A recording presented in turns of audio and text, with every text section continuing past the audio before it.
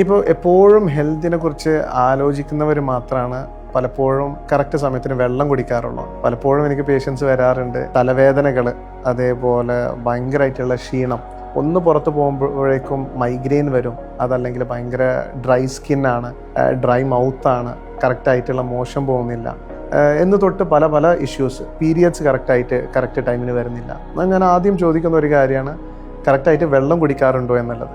അങ്ങനെ ഒരു കാര്യം ഈ ലോകത്ത് നടക്കുന്നത് പോലും ഓർമ്മ ഉണ്ടാവില്ല. കാരണം ഭക്ഷണം കഴിക്കും, ആ ഒരു സമയത്ത് മാത്രം ഒരു ഗ്ലാസ് വെള്ളം കുടിക്കും, തീർക്കും, ഇത്രയേ ഉള്ളൂ. ഇപ്പോൾ വെള്ളം കൃത്യമായി, പ്രത്യേകിച്ച് ഇലക്ട്രോലൈറ്റ്സ് ചേർത്തിട്ടുള്ള വെള്ളമാണെങ്കിൽ നമ്മുടെ ശരീരത്തിന് എപ്പോഴും ഇത്രയും ഹൈഡ്രേഷൻ എന്ന് പറഞ്ഞത് വേണം. എപ്പോഴും നല്ല അമൗണ്ടിലുള്ള ഫ്ലൂയിഡ്സ് ഉണ്ടെങ്കിലാണ് കൃത്യമായിട്ട് രക്തോട്ടം, അതേപോലെ പലതരത്തിലുള്ള മറ്റു കാര്യങ്ങളൊക്കെ, ശരീരത്തിന് നടക്കേണ്ട കാര്യങ്ങളൊക്കെ നടക്കുകയുള്ളൂ. അപ്പോൾ വെള്ളം കുടിക്കുന്നത് ഒരു ശീലമാക്കുക. കൂടി പോകേണ്ട, ഒരു 2-2.5 ലിറ്ററോളം ഒരു ദിവസം കുടിച്ചാൽ മതി.